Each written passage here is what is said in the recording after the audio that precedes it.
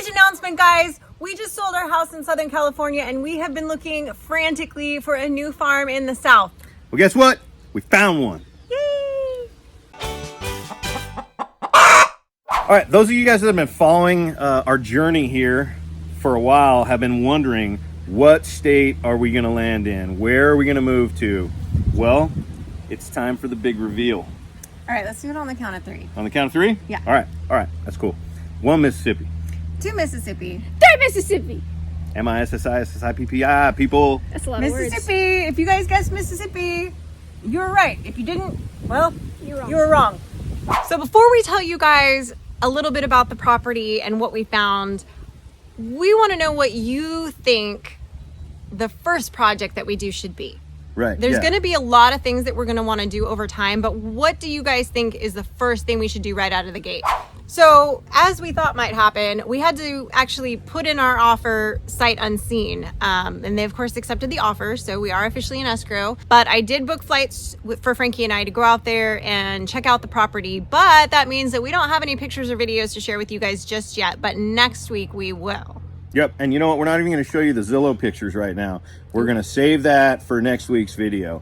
But we can talk about some of the details of what we bought. What's the property? Yeah, so we had a lot of criteria. We wanted to make sure that we had enough acreage, that we had water sources, that the house was going to be big enough to fit our needs right out the gate, since you know, we each needed to have an office for working from home and a place to sleep and, you know, all of that good stuff. You know, we were hoping that maybe there would be at least a little bit of cross fencing or a workshop, maybe some animal structures.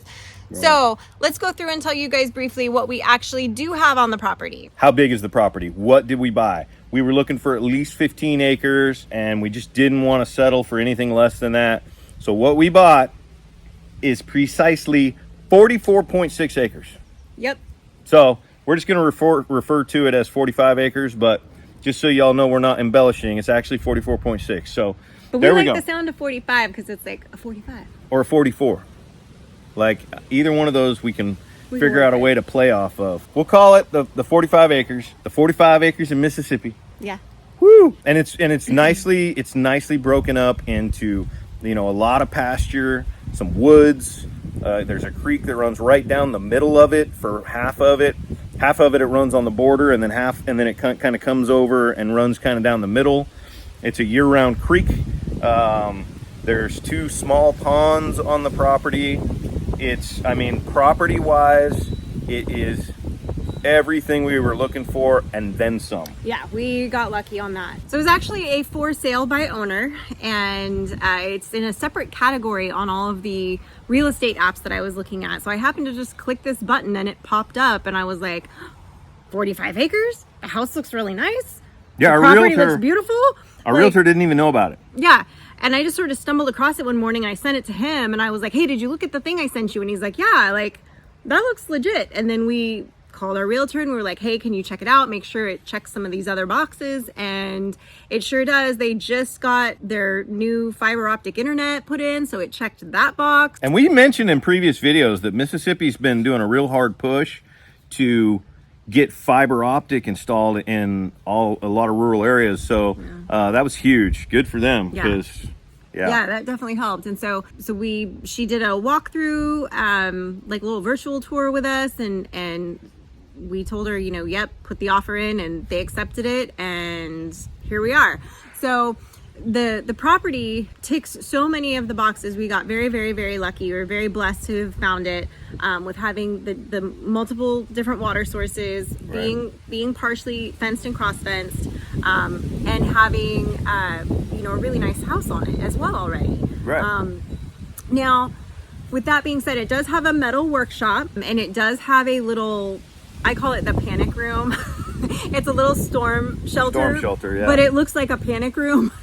Yeah. Just kind of off by itself. I mean, it works. And so it's got a lot of those things, which is really nice. But there's some things that it doesn't have that we do have to kind of solve for relatively quickly. There's really no animal structures on the property. No, there's not. So you know, we were hoping, and that was on the optional list. We were like, be nice if there's a barn or some animal structures. And they had cattle on the property, which is why it was fenced and cross fenced, but obviously no chicken coop. So obviously we will have to make some, chicken coop structure, eventually some kind of barn situation, because Frankie has been promised a horse at some point.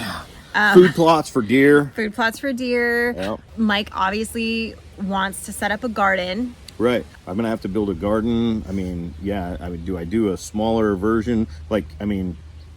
Garlic is a fall thing. So do I want to try to figure out how to get some fall garden going in? Right. And then worry about the larger project next spring? What about trees? There's a lot of trees. There's trees. I mean, yeah. it's in. Yeah, it's got some south. pear trees already and a couple other trees that escape my mind that were like fruit bearing, but elderberries, blueberries. Yeah. Those aren't really trees. Those are like bushes. Yeah, but are there more fruit trees that we're going to want? Some people say, plant your fruit trees before you unpack because, right. It takes so years. There's going to be a lot of projects. Well, and then the other thing is that the house is completely electric. There is no gas. Right. So the stove, everything. So if the power goes out, you can't even heat up soup. There's nothing, right? So one of our projects that we really want to do is build a tiny house because we can make it with a little potbelly stove. We can make it kind of, I guess Propane. off-grid in a sense, Yeah, totally and it would be great for not only as a guest house when somebody comes to visit, but as a good kind of prepper thing to have a little house that's got shelter that we could still make a fire in and be warm and cook if we needed to. So things like that we definitely want to do at some point. So a lot of little projects that we want to do kind of relatively quickly, but we're trying to figure out kind of in order of importance what we should attack first. We will have some of the birds that are coming with us because I twisted his arm.